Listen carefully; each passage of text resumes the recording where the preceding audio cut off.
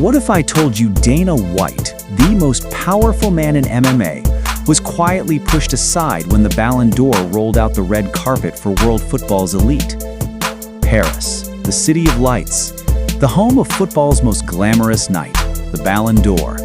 Stars from every corner of the globe touched down on the red carpet, dressed in gold, dripping in diamonds, and bathed in camera flashes. Ousmane Dembélé raised football's most prestigious prize. Bonmatí cemented her dynasty with a historic third straight title. It was the night where football declared itself king of sport. But as the glitter settled, one question cut through the glamour. Why wasn't Dana White or the UFC anywhere near that stage? Because here's the truth no one in Paris will say out loud. Dana White was pushed out. Not literally dragged off the carpet, but kept away from the Ballon d'Or's inner circle. On football's biggest night, the UFC's empire wasn't just ignored, it was erased.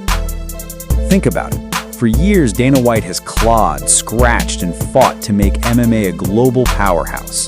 He's put the UFC on ESPN, secured billion-dollar broadcast deals, and turned fighters into household names. Conor McGregor, Ronda Rousey, Khabib Nurmagomedov, John Jones. These are names that sell out stadiums and break pay-per-view records. And yet when football celebrates its champions, Dana White isn't invited to the table. Not a single nod, not a single UFC fighter in the crowd. And this isn't about logistics. Dana White has been everywhere, from Super Bowl sidelines to boxing super fights. He's a man who thrives in front of cameras, who loves being part of the biggest moments in sport. If the UFC had been welcomed, Dana White would have been there. The fact that he wasn't, that's no accident. Because for the FIFA elite, MMA is still the outsider, the cage-fighting circus, the blood sport that doesn't belong in the same champagne-soaked halls as football. The Ballon d'Or is a symbol of sporting royalty, and Dana White isn't considered royalty. He's the brawler crashing the aristocrats' party. And in Paris, they locked the doors. But here's the bigger story. This wasn't just about ego. This was about power. Football doesn't want competition on its global stage. The Ballon d'Or is designed to crown football as the global game. Letting Dana White into that world, letting UFC fighters walk that carpet, would mean admitting that MMA is more than just a niche, that it's on football's level, and that, for FIFA, is unacceptable. Because if we're being honest, UFC fighters risk far more than footballers. They bleed, they break, they face concussions, torn ligaments, shattered jaws. Yet their pay is a fraction of what someone like Dembélé earns in a single season. And that's where the controversy cuts the deepest. Maybe Dana White wasn't at the Ballon d'Or because football doesn't want a mirror held up to its excess. Because if UFC fighters stood next to footballers on that red carpet, the pay gap would be impossible to ignore. Imagine Sean O'Malley, sugar-colored hair, UFC gold slung over his shoulder, standing next to Ousmane Dembélé in a designer suit. The crowd would cheer, but the whispers would start. Why is the man fighting for his life in a cage making less than the man kicking a ball? That's the nightmare FIFA doesn't want on their perfect night. Dana White himself has never been shy about confrontation. He's told reporters to go F themselves, called journalists pieces of shit, and blasted anyone who questioned the UFC machine.